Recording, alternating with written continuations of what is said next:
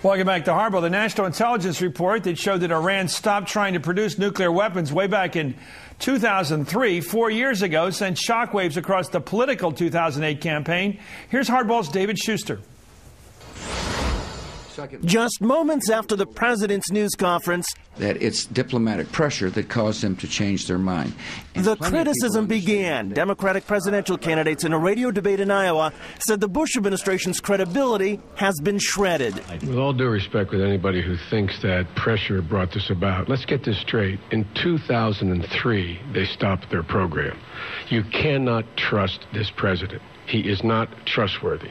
One by one, the Democrats accused the president of pursuing an Iranian policy based on hype and fear.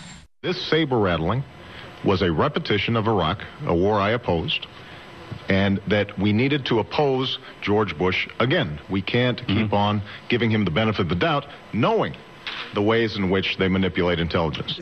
5 years ago, Hillary Clinton voted to give President Bush authority to go to war against Iraq. This summer, she voted to give the president more authority to pressure Iran. With the administration's rhetoric on WMD proven wrong in both cases, Clinton again today faced barbs about her judgment on the Iran resolution. The language of the resolved clause in that resolution, that non-binding resolution, specifically eliminated any option except a military one. Senator Clinton has said she agrees with George Bush terminology that we're in a global war on terror.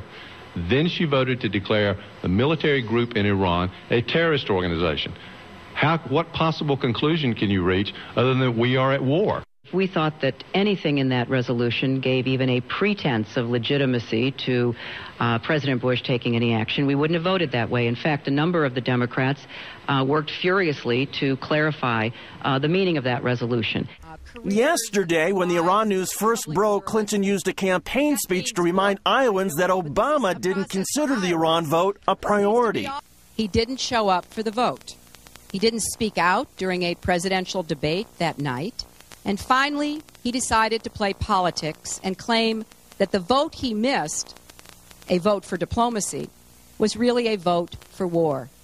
Well, if he really thought it was a rush to war, why did he rush to campaign and miss the vote? Among the Republican presidential candidates today, the statements about Iran were muted. Rudy Giuliani, who has expressed a readiness to attack Iran, issued a written statement today that said, quote, sanctions and other pressures must be continued. John McCain today argued that Iran still sponsors terrorist organizations and exports weapons into Iraq that are killing Americans.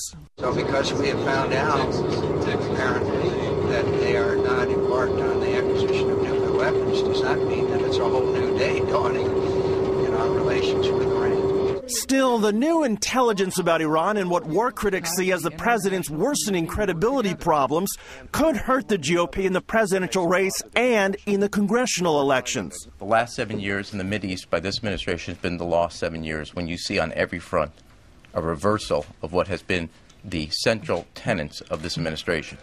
Back at the White House today, when asked about a credibility gap and potential political problems for his party, the president seemed unconcerned. No, I'm not feeling pretty spirited, pretty good about life.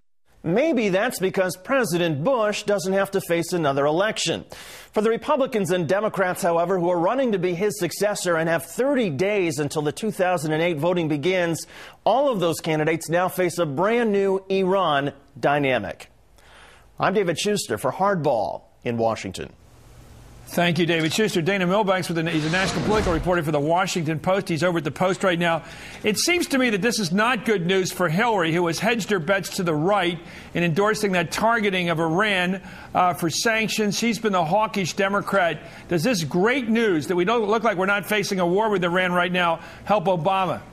Right. You imagine that the canceling or postponing of World War III would be all around good news. But in the long term, as you and David were noting, it's bad news for the Republicans. In the short term, the real victim here is going to be Hillary Clinton. She's just been pounded over this vote on this, actually a non-binding resolution involving Iran. This gives the other Democrats in the race a new opening to attack her at just the moment she was trying to go on the offensive against Obama. It really takes her off her message. Does this take some steam out of the hawks on the Republican side, or are they safely able to keep on acting like they're right? Oh, not at all. I mean, I think that's why you have this sort of deafening silence coming from the Republican candidates right now. This had always been a convenient subject to pivot to when the conversation had been, say, on Iraq. Now, this is going to create a vacuum now, since there's not really a potential anymore for this October surprise, hostilities with Iran shaping the election next fall. Into that vacuum, what will it be? Will it be Iraq? Will it be children's health care? Any number of other issues that will be less favorable to the Republicans?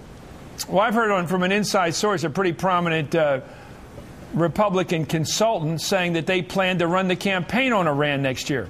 Yes, the playbook sort of seems to be about 2002, pushing measures through Congress, whether it was the authorization for war, basically creating something of a drumbeat, putting pressure on the Democrats to be strong on national security. This makes it very, very difficult to go back to that same playbook. Well, let's go back to the very big vein of ore, and that's the Clintons.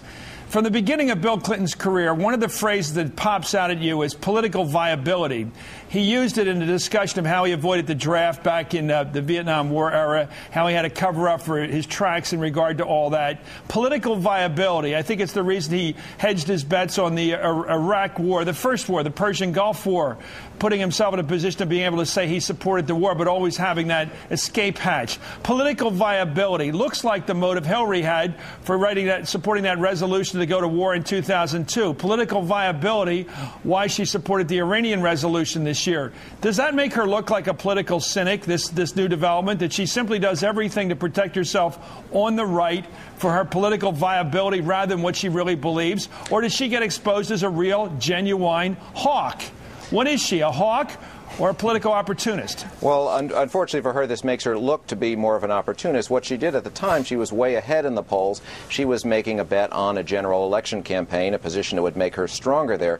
This pulls the rug out from under her at just the time when she had shrunk back in the polls. Now, even if Hillary Clinton has a genuinely principled position, everybody's going to look at that with a high degree of skepticism, just because that is the reputation. I mean, Clintonian isn't an adjective for nothing. Yeah, well, I guess I wonder, what do you think hurts more, being a hawk or being a phony?